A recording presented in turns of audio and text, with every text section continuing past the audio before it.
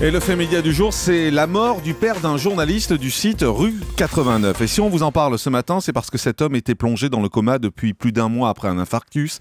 Un infarctus qui pourrait faire suite au harcèlement d'un militant sioniste agacé par un article écrit par son fils sur le site Rue 89. Jérôme Ivanichenko, bonjour. Bonjour Jean-Marc. Vous êtes notre expert média. Alors c'est une affaire un peu complexe, mais cette disparition, on va le dire, est l'épisode dramatique d'une affaire que l'on suit depuis plusieurs jours. Oui, en effet. Fin juillet, Benoît Lecor, un journaliste du site d'information Rue 89, consacre un portrait à un pirate informatique qui se fait appeler Ulcan, connu pour être un militant sioniste. Cet article déplaît fortement à Ulcan qui décide alors de se venger. Il le fera en piratant le site internet de Rue 89 à plusieurs reprises, mais aussi en s'attaquant aux proches du journaliste qui a signé cet article, aux proches de Benoît Lecor. S'engage alors ce qui ressemble à un véritable harcèlement, orchestré notamment autour d'un canular téléphonique terrible où le dénommé Ulcan fait croire aux parents de Benoît Lecor que leur fils est mort. Je vous propose de l'écouter.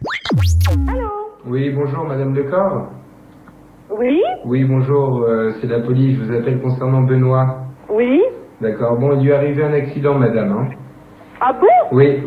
Je vous passe mon mari. Merci. Allô? Oui, bonjour. Votre fils est mort, monsieur. On est simplement, on comprend plus là. Enfin, il est mort, hein. Alors évidemment, Benoît Lecor n'est pas mort, c'est donc un piège téléphonique absolument terrible, on vient de l'entendre. Quelques jours après ce canular, le père de Benoît Lecor avait fait un infarctus. Il était dans le coma depuis, un coma dont il ne s'est jamais réveillé. Et ce canular, enfin j'ai un peu de mal à appeler ça canular, on va dire cette vengeance pourrait être responsable de la mort du père de Benoît Lecor. Oui, c'est ce que la justice va chercher à savoir. On a appris hier soir que le parquet de Paris avait ouvert une information judiciaire pour violence volontaire à l'encontre d'Ulcan. Pour certains, le lien entre le canular d'Ulcan et la disparition du père de Benoît Lecor ne laisse pas de place au doute. Mercredi, un article publié sur le site d'information Rue 89, article signé de la main du fondateur du site, Pierre Aski, nous apprenait la mort du père de Benoît Lecor. Il rappelait que la victime était un homme fragile, considéré par les médecins comme une personne à haut risque. Il a été frappé par cet infarctus quelques jours seulement après cette mauvaise blague, ce mauvais canular téléphonique, un canular terrible même pourrait-on dire. Et selon Pierre Aski, difficile de ne pas faire le lien avec le stress éprouvé les jours précédant cet infarctus. Mais alors ce qu'on a envie de savoir maintenant, c'est qui est ce fameux Ulcan qui vit en Israël.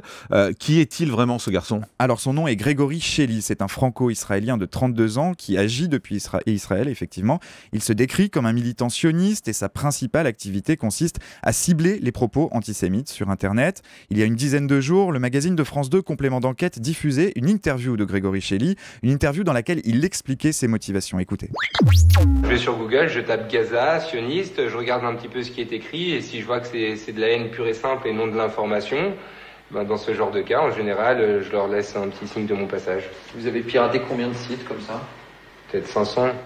500 sites qui étaient hostiles à Israël? Oui, mais disons que pendant la guerre, en 2 mois, j'ai dû en pirater une centaine. Alors son objectif est donc de s'attaquer aux sites d'information qui, selon lui, embrassent un peu trop la cause palestinienne. Pour lui, il s'agit alors de désinformation et son arme est simple. Il pirate les sites internet des organes de presse trop partisans, les rendant inaccessibles pendant de longues heures. Cette fois, sa vengeance a pris une autre forme. La justice devra dire si sa vengeance a aussi eu d'autres conséquences. Merci beaucoup Jérôme Ivanichenko. Le grand direct des médias sur Europe 1. Jean-Marc Morandini.